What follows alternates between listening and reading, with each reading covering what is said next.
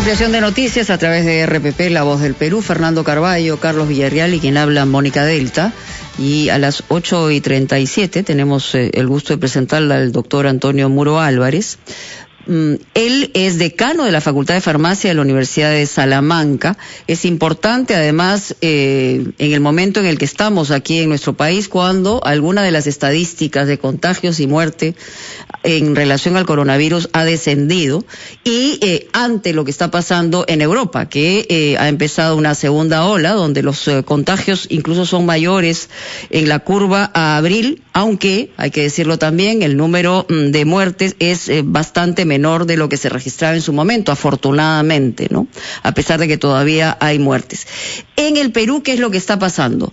Y la pregunta, doctor Antonio Muro Álvarez, es, entendemos que usted conoce bien la realidad nuestra. Hay quienes dicen que la primera ola en el Perú ni siquiera ha terminado. Entonces, hablamos de una posibilidad de rebrote, hablamos de una posibilidad de segunda ola, nos tenemos que mirar en el espejo de Europa. ¿Cómo está? Bienvenido.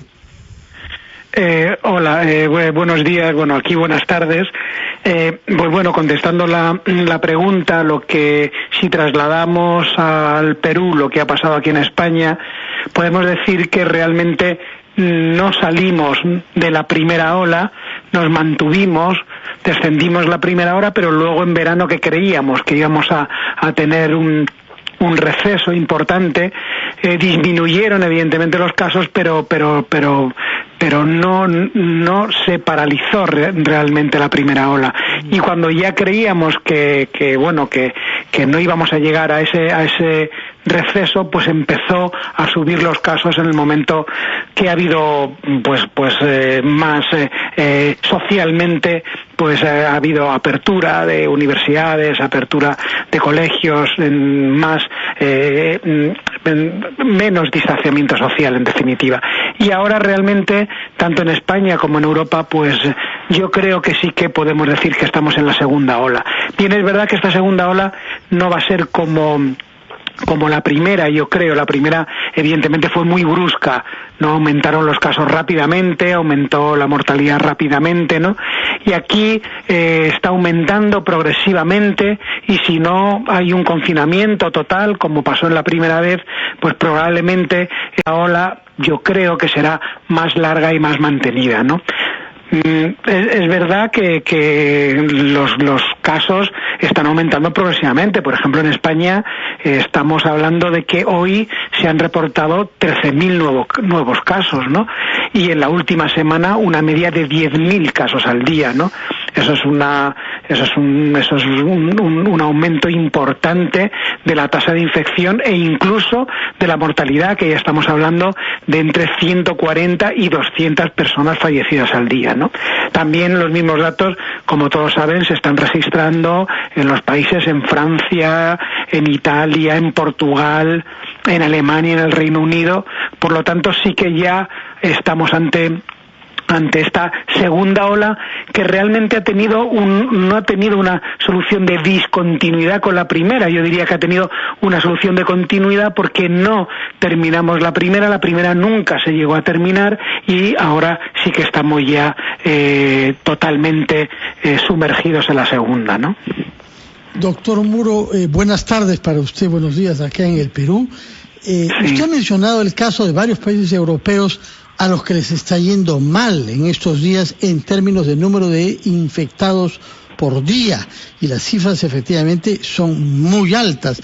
Pero ¿qué decir sobre los países a los que les está yendo bien, o por lo menos mejor que los casos que ha citado usted? ¿Qué es lo que han hecho de bien que no han podido hacer, por ejemplo, en España? Bueno, yo creo que en España lo que no se hizo bien, creíamos que cuando toda la desescalada en España fue, como todos saben, en una serie de fases, ¿no? Esas fases, que tenían una periodicidad determinada, al final, yo creo que también por la presión económica, no se hicieron con el tiempo adecuado. Fueron como mucho más deprisa de lo que realmente tenían que haber sido, ¿no? Probablemente eso sea una razón importante, ¿no? Otra cuestión que ahora pasa y que no pasó en la primera ola, claro, la primera ola nos cogió totalmente desprevenidos, ¿no? Y de hecho no teníamos las pruebas de diagnóstico, o no se realizaban las pruebas de diagnóstico tipo PCR o detección de antígenos o otro tipo, fundamentalmente estas dos, que ahora se están realizando, ¿no?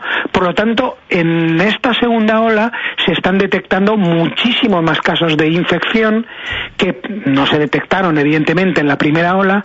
Muchos de ellos, evidentemente, son asintomáticos y, por lo tanto, la presión asistencial que hay en los hospitales que hubo en la primera ola, que fue tremenda. Por ejemplo, aquí en Salamanca estamos hablando en el Hospital Clínico de Salamanca, que había aproximadamente unos 500 ingresados en la primera ola, y ahora todavía estamos, ahora en este momento, hoy mismo, hay 140 personas ingresadas, ¿no? Con 21 personas en la UBI, cuando en la primera ola hubo muchísimas más personas en la UBI, ¿no? Sin embargo, estamos aumentando. En la primera ola no se llegó a la tasa de infección de 280.000 y ahora realmente ya estamos llegando a cerca de los 900.000. No, por lo tanto, las diferencias entre la primera y la segunda ola son tremendamente abismales, porque ahora estamos detectando muchísimos más, pero también muchísimos más asintomáticos, ¿no? Muchos de ellos, evidentemente, entre la población más joven, ¿no? Doctor Muro, ¿usted está de acuerdo con que, tomando como ejemplo, por supuesto, el caso de España, porque hemos visto imágenes, por ejemplo, de la gran cantidad de gente que de pronto se volcó hacia las playas y esos han sido considerados como focos de contagio? Es un debate que también está planteado en estos momentos en nuestro país. ¿Es conveniente cerrar las playas o limitar el acceso a las mismas para evitar justamente esta amplitud de contagios cuando llegue esta segunda ola? Le pido por favor que nos espere unos minutos nada más, porque tenemos que ir a una pausa y luego seguimos conversando con usted, por favor.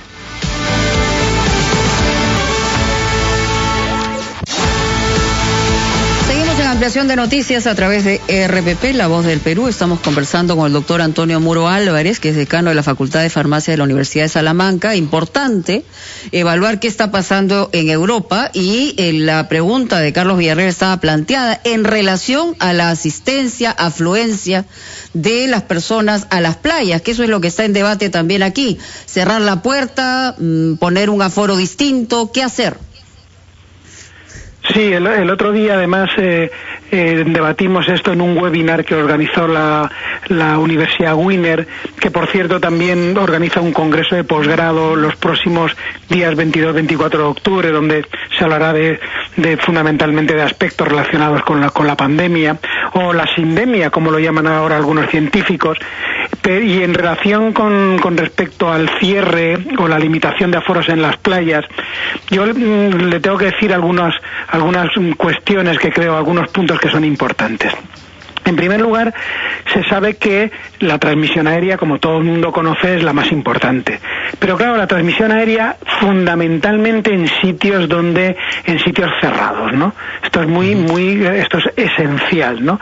Por lo tanto, en sitios cerrados donde las gotas de flujo, donde se transmite el virus, circulan de una manera pues muchísimo más, son mucho más eficaces, ¿no?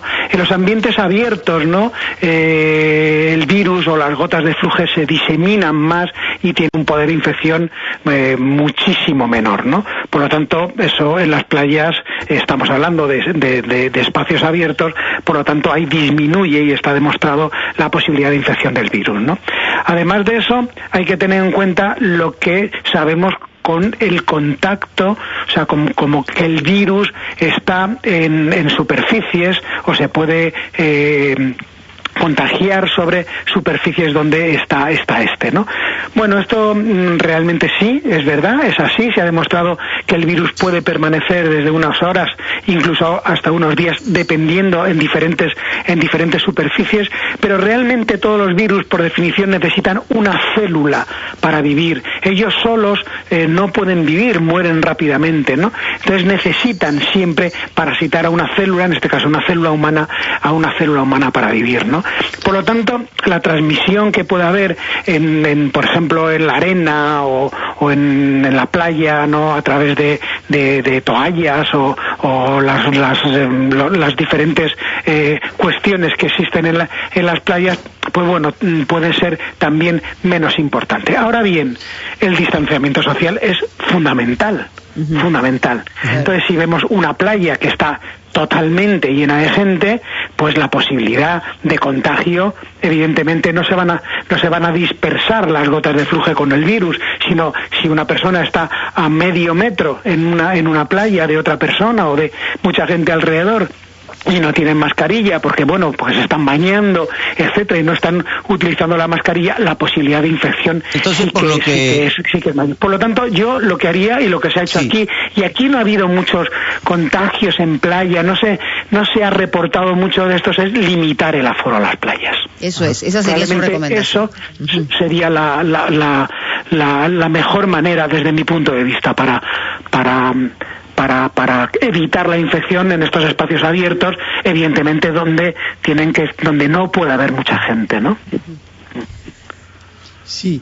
Por otra parte, doctor Muro, hay muchas preguntas en el Perú respecto de que llegan días calurosos, estamos encaminados al verano. Ustedes han pasado ya por eso, y el cambio de las cifras tuvo que ver con el verano europeo. ¿Qué relación hay entre el clima en general y el comportamiento que viene con el cambio de las estaciones y los datos epidemiológicos? Sí, esa es una pregunta muy interesante y que yo creo que a todos los científicos nos ha tenido un poco despistados, ¿no? Y le voy a explicar por qué. Porque siempre estos virus respiratorios, los coronavirus, el SARS-1, el MERS, ahora el SARS-CoV-2, el COVID-19, siempre se les ha relacionado estrechamente con los virus de la gripe. ¿Qué ocurre? Que los virus de la gripe son virus estacionales. Los virus de la gripe se dan en estaciones determinadas, ¿no? Son, como todo el mundo sabemos, mucho más propensos cuando hace frío, en épocas invernales, y hay muy poca infección por el virus de la gripe en épocas de calor, ¿no? En épocas de verano, ¿no? Se creía, repito, que podían tener una similitud, pero se ha visto que no. Que el virus, que los coronavirus, a diferencia del virus de la gripe, tienen, creo que, dos cuestiones que son totalmente diferentes, ¿no? Una es la estacionalidad. No ha disminuido, o sea, ha disminuido en España, pero no por el verano, ha disminuido porque veníamos de un confinamiento, y entonces disminuye la infección, y a partir de ahí, cuando empezamos a salir y a relacionarnos, empezó poco a poco a aumentar, ¿no? Por lo tanto, realmente no es un virus estacional. Está claro que ante unas temperaturas determinadas y ante temperaturas más elevadas, tiene menos posibilidad de vivir solo el virus, pero como antes he dicho, el virus está dentro de una célula, la posibilidad de transmisión es entre células realmente de nuestro organismo, y por lo tanto se ha visto claramente que no es un virus estacional, ¿no? No es un virus estacional. También eso era un dato que pasaba con el MERS, cuando el MERS se daba en sitios tropicales o subtropicales, ¿no? Y entonces se mantuvo hasta que luego hubo una extinción biológica o desapareció, no sabemos cómo, ¿no? Y por otro lado, sí, también creíamos que mutaba mucho como el virus de la gripe, que había muchísimas mutaciones. Por eso el virus de la gripe nos tenemos que vacunar todos los años con diferentes cepas, porque va mutando, ¿no? Sin embargo, el COVID-19 se ha visto que no tiene tampoco muchas mutaciones, ¿no? Entonces son dos diferencias fundamentales un poco para entender las similitudes y diferencias con el virus de la gripe, que era muy conocido por nosotros, ¿no?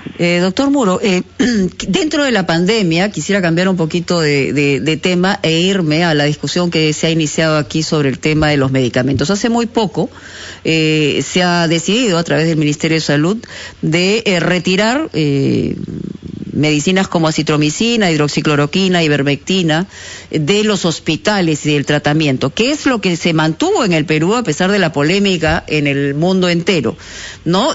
Hay todavía quienes recetan ese tipo de medicamentos. Lo cierto es que, según las estadísticas, aquí mismo hay un estudio que también ha sido objeto de discusión, donde se señalaba que incluso había exacerbado la posibilidad de la muerte cuando se generaban estos cócteles o se entregaban estos cócteles de medicamentos en un estadio determinado de la enfermedad.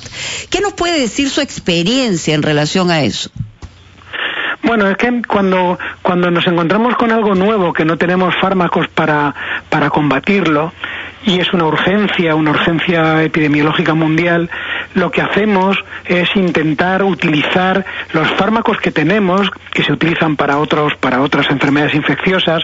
Ha puesto usted el caso de la hidroxicloroquina, que se emplea para la malaria, o la ivermectina, que se emplea para diferentes helmintosis, ¿no?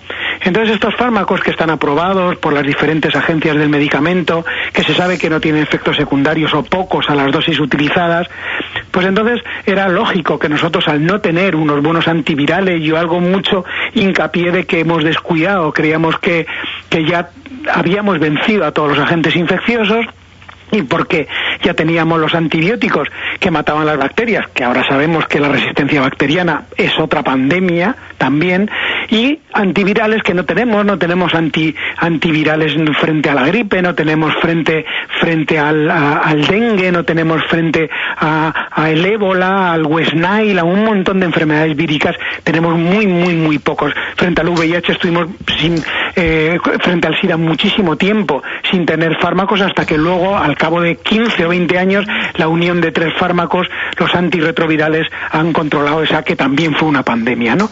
Por lo tanto, en ese principio teníamos que utilizar lo que teníamos. ¿Qué pasó? Que se hicieron unos estudios in vitro, unos estudios, bueno, pues yo creo que muy preliminares, donde se vio que tanto la cloroquina menos la ivermectina, porque se hicieron estudios, pero también otro estudio mucho menos que la cloroquina. La cloroquina lo hicieron un estudio en China al principio de la pandemia, y se vio que in vitro mataba el virus en líneas celulares in vitro.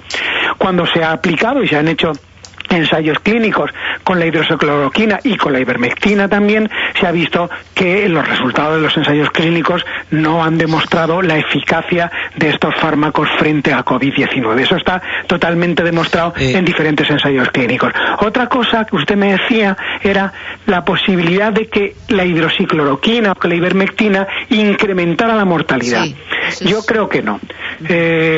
La cloroquina se utiliza, o se ha utilizado muchísimas veces como profilaxis antipalúdica, y a las dosis evidentemente utilizadas y que se estaban utilizando en el COVID-19 no produce unos efectos secundarios, se sabe desde hace muchísimo tiempo. Y la ivermectina muchísimo menos que la cloroquina. La cloroquina a unas dosis elevadas podría producir algún efecto secundario, pero la mortalidad del COVID se debe a lo que ya sabemos, ¿no? A esta tormenta inflamatoria que se produce, y al final es la que nos lleva a un fallo multiorgánico y por lo tanto el fallecimiento.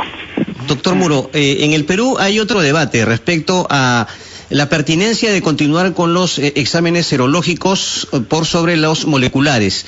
La idea es que se prioricen los moleculares. ¿Cuál es la experiencia que se ha aplicado en España en estos momentos? ¿Siguen justamente con este tema o con esta disyuntiva? Sí, bueno, nosotros además en la Universidad de Salamanca yo estoy haciendo, ayer terminamos las extracciones de 8.500 personas entre profesores y estudiantes, donde se ha hecho un estudio serológico, al igual que se hizo un estudio serológico en toda España para saber qué era lo que estaba pasando con el virus. Mire, yo le voy a intentar resumir claramente cuál es la diferencia. Para diagnosticar realmente si alguien está infectado con el virus hay que hacer PCR, hay que amplificar su RNA, que es lo que hace la PCR, es una reacción que amplifica el RNA del virus, ¿no? Y eso lo detecta directamente. O sea, para saber si una persona está infectada en ese momento hay que hacerlo.